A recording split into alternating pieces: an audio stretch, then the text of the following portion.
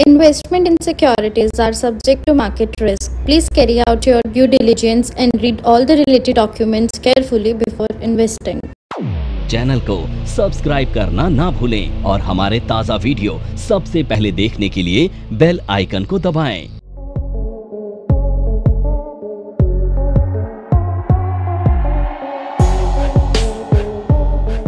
अब ये जो करेंसी मार्केट है ना, इसकी शुरुआत हुई थी 2008 में। अब सबसे पहले हमें ये समझना है कि जो करेंसी मार्केट है, यहां पर कौन सी करेंसीज ट्रेड होती हैं। तो यहां पर फिएट करेंसी में कारोबार किया जाता है।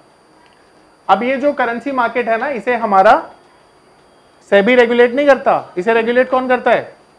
आरबीआई। ठीक है।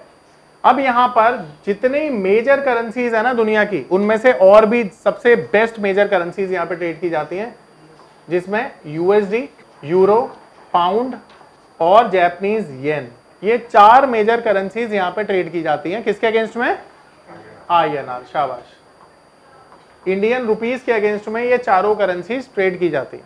अब यहां पर आप देखोगे कि हम बात करते हैं, एक यूएसडी की कीमत आज है, मान लेते हैं 87 आईएनआर इंडियन रुपीस। तो यहां पर डेली बेसिस पर क्या यूएसडी चेंज होगा या आईएनआर चेंज होगा? आईएनआर ना। तो जो करेंसी ना कभी चेंज नहीं होती है, उसको हम कहते हैं बेस करेंसी, और इसे कहते हैं हम कोटेड करेंसी। ठीक है। तो ये कोटेड करेंसी और ये बेस करेंसी है। अब यहां पर ध्यान रखना, इन दोनों के रिलेशनशिप को क्या कहते हैं हम? Currency pair. ये करेंसी पेयर है। अगर यहां पर हम यूरो को ट्रेड करें आईएनआर के अगेंस्ट में, तो यहां पर बेस क्या हो गया? बेस करेंसी क्या हो गया? यूरो। और कोटेड करेंसी क्या हो गई? आईएनआर। समझ गए? अब ये जो करेंसी मार्केट है ना, इसके लिए जो एक्सचेंज है हमारे पास, वो दो हैं। पहला एनएससी और दूसरा एमसीएक्स। एमसीएक्स पे करेंसी भी ट्रेड की जाती है। अब इनके टाइम की बात करें हम, तो सुबह 9 बजे मार्केट ओपन होती है और जो क्लोजिंग टाइम है वो शाम को 5 बजे का होता है। ये मार्केट मंडे से लेकर फ्राइडे तक चलने वाली मार्केट है। ठीक है। और करेंसी मार्केट में आप फ्यूचर्स एंड ऑप्शंस दोनों में काम कर सकते हैं। प्लस यहां पर जो एक्सपायरी होती है वो होती है मंथली और वीकली। ठीक है। यहां पर ध्यान रखना, जो सेटलमेंट होता है, जैसे हमने कमोडिटी मार्केट में पढ़ा था ना, सेटलमेंट किस में होता है? फिजिकल कमोडिटीज में। यहां पर नहीं होता। यहां पर सेटलमेंट किस में होता है? आईएनआर में होगा। कॉन्ट्रैक्ट का सेटलमेंट आईएनआर में होगा, इंडियन रुपीस में ही लॉस प्रॉफिट होगा। डॉलर्स नहीं। आप चाहो मैं डॉलर ले लूं यहां से, नहीं, पॉसिबल नहीं। ठीक है। केवल रुपया। राय तो देना तुम, चाहे कोई मांगे या मत मांगे, अगर तुम्हें राय देनी आती है तो।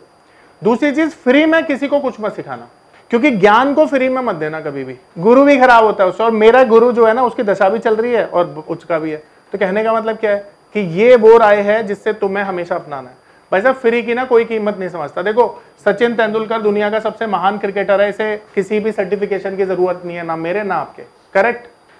सचिन का जो बेटा अर्जुन तेंदुलकर, वो सचिन से कुछ सीख पाया क्या? बताओ क्यों? क्योंकि सचिन अर्जुन से पैसे नहीं लेता। मानते हो इस बात को? और अगर सचिन तेंदुलकर पैसे लेता अर्जुन से, तो पक्की बात है वो सीखता भी। तुम अपने बच्चों से कैसे पैसे ले लोगे यार? अब सवाल तो ये उठता है। तो तुम्हारे बच्चे तुमसे कभी सीखते ही नहीं है। तुमने कभी नोटिस किया है कि एक बंदा ना, जैसे मोदी जी के बच्चे नहीं है, पर मोदी जी के बच्चे होते हैं ना, तो बोलते हैं अरे क्या मोदी जी, ये तो छोड़ो ना, हमारे तो घर में पड़े रहते हैं, ऐसे बोलते हैं ना। अब तुम सोचो, मोदी जी सबके रोल मॉडल, भाई मोदी जी आ जाए हमारे सामने, तो हम तो शायद क्या ही रिएक्शन होगा। पर भाई साहब उनके बच्चे होते, चलो शाहरुख खान की बात करता हूँ, भाई मुझे बड़ा अच्छा लगता है, वो इंसान बड़ा अच्छा है। तो शाहरुख आ जाए मतलब सामने, तो भी लोग पागल बावले से हो जाएंगे। पर शाहरुख खान के बच्चे, वो खुद बोलता है कि मेरे बच्चे मुझे घर में वाव नहीं देते, मैं बोलता हूँ ये कर लो, तो बोलते, वो अनसुना करके निकल जाते हैं। क्यों? क्योंकि शाहरुख खान है भाई, उसके बच्चे हैं। घर की मुर्गी दाल बराबर, एक कहावत है ना, किस लिए कही गई है? वो इसीलिए तो कही गई है। तो भाई साहब एक बात समझ लेना हमेशा, कि फ्री का ज्ञान कभी मत देना किसी को। और दूसरी चीज की, बस दूसरी चीज भी यही है कि तुम्हारी जेब में पैसे होंगे तो दुनिया इज्जत करेगी, नहीं तो भाई गरीबों की तो मैंने इज्जत देखी नहीं। इधर से जाओगे, इधर से ऐसे निकलोगे, ऐसे जाना, इधर रिक्शे वाले खड़े हैं बहुत सारे, बेचारा कोई दिन का 500 रुपये कमा रहा है, कोई 400 रुपये कमा रहा है, कोई 300 रुपये कमा रहा है। वो तुम्हें बोले कि तुम्हें ना तुम्हें वो अपनी पार्टी में इनवाइट कर रहा है, और तुम्हें शाम को वो ब्लू लेबल पिलाएगा, स्कॉच पिलाएगा। तो नमस्कार दोस्तों, क्या आप स्टॉक मार्केट में शुरुआत करने का सोच रहे हैं और क्या आपको ये समझ में नहीं आ रहा है कि आपकी शुरुआत कहां से होनी चाहिए? तो मैं आपको एक ऐसा कोर्स सजेस्ट करने जा रहा हूं जो आपकी लाइफ चेंज कर सकता है, और मैं बात कर रहा हूं NIFM का advance level of smart investor course की, जो आपकी लाइफ चेंज कर सकता है। जी हां, आपने सही सुना, NIFM आपके लिए लेके आया है एक ऐसा शानदार कोर्स जो आपको बताएगा कि किस तरह से आप स्टॉक मार्केट में सक्सेसफुली पैसा कमा सकते हैं। और ये कोर्स है advance level of smart investor.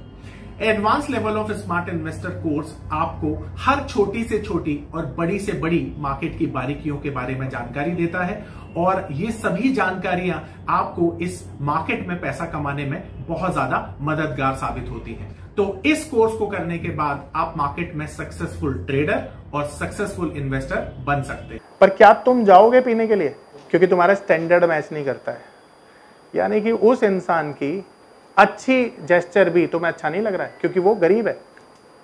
मैं जो समझाना चाह रहा हूं समझ पा रहे हो? गरीब से ना कोई खैरात भी नहीं लेना चाहता है। तो भाई साहब, पैसे कमाने फोकस करना। अगर ये नहीं कमा पाए ना तो तुम्हारे बच्चे भी तुम्हारी इज्जत नहीं करेंगे। ये बड़ी सच्चाई से बता रहा हूं। अब यहाँ मोदी जी का एग्जाम्पल देने की जरूरत नहीं है, तो अपने आसपासों का एग्जाम्पल देख लेना। एक माता पिता के 4 बच्चे होते हैं, 4 में से एक फेवरेट क्यों होता है तुम्हें पता है? जब यार माँ बाप हैं, माँ बाप से भला तो कोई दुनिया में सोच नहीं सकता, वो बच्चों में अंतर कर सकते हैं, तो हमारी और आपकी औकात क्या है? सोचो यार, आप समझ पा रहे हो? तो जीवन में ना एक ही चीज की इंपॉर्टेंस सबसे बड़ी है, पैसा। तो यही कमाने पे फोकस करो। अब ये कमाने के लिए तुम यहाँ पर आए हो, इसीलिए सीखने पे फोकस करो। और अगर सीख लिए ना तो भाई साहब प्राउड फील करा पाओगे अपने मम्मी पापा को। समझ रहे हो? शायद देखो, जितने भी लड़के यहाँ बैठे हैं ना, लड़के, मैं लड़कियों को इसलिए नहीं बोल रहा हूँ क्योंकि देखो यार, वो ना कुछ करें या ना करें, पेरेंट्स को उन पर प्राउड वैसे ही होता है। समझ रहे हो बात को? बात आती है लड़कों की। और ये मैं कोई प्लीज माइंड मत करना, मतलब मैं कुछ ऐसा वो नहीं है, अनबाइज नहीं हूं मैं आपके प्रति, मतलब बाइज नहीं हूं आपके प्रति, पर मैंने ऐसा देखा लड़कियों को ना जीवन में संघर्ष नहीं करना पड़ता, लड़कों को करना पड़ता है। पैसा कमाओ भाई, पैसा कमाओ, पैसा, ठीक है? और अगर पैसा नहीं है तो कोई इज्जत भी नहीं है। अब देखो करेंसी मार्केट के जो फैक्टर्स होते हैं ना, वो कैसे काम करते हैं। अब करेंसी मार्केट में देखो कौन कौन पार्टिसिपेट करता है। यानी करेंसी मार्केट में इन्वेस्टर होता है जो काम कर सकता है, ट्रेडर भी यहां पर काम कर सकता है। मेजर कौन काम करता है यहां पे? इंपोर्टर और एक्सपोर्टर। देखो मेजर ना ये लोग काम करते हैं, और यहां पर ना कंपनीज होती है ना जो जिनका इंपोर्ट एक्सपोर्ट होता है, जैसे IT कंपनी, फार्मा कंपनी, वो भी काम करते हैं। तो इंपोर्टर एक्सपोर्टर में ही लिख दिया मैंने उनको, ठीक है? ये 3 मेजर लोग हैं जो यहां पे काम करते हैं। ये अपनी हेजिंग करने के लिए यहां पे काम करते हैं, ठीक है? अब करेंसी के फंडामेंटल्स क्या है? तो तुम ये सोचो कि करेंसी के भाव कैसे तय होते हैं। करेंसी कब महंगी होगी, कब सस्ती होगी। यानी इंडियन INR की मैं बात करूं तो INR कब सस्ता होगा, कब महंगा होगा, ये कौन तय करेगा? एक्सपोर्ट ज्यादा होगा। Very good. यानी सबसे पहला, अगर हमारा एक्सपोर्ट हाई हो जाए तो हमारा जो इंडियन रुपी है वो INR स्ट्रांग हो जाएगा। विदेशों से लोन, डेट रिपेमेंट, चलो ठीक है, डेट भी अगर पे कर दिया तो भी हमारा INR स्ट्रांग हो जाएगा। तीसरी चीज, हमारे देश में जब भी ना FIIs, फॉरेन इंस्टीट्यूशन इन्वेस्टर्स, पैसा लाते हैं और इन्वेस्ट करते हैं तो भी हमारा रुपया मजबूत होता है। ये FPIs की फॉर्म में भी आ सकते हैं, अपने पोर्टफोलियो को यहाँ पे इन्वेस्ट कर सकते हैं, और FDI के तौर पर भी आ सकते हैं। FDI, फॉरेन डायरेक्ट इन्वेस्टमेंट, ये भी जब हमारे देश में आती है तब भी INR स्ट्रांग होता है। अब ये तो थे डायरेक्ट फैक्टर्स। इनडायरेक्ट फैक्टर्स क्या होते हैं?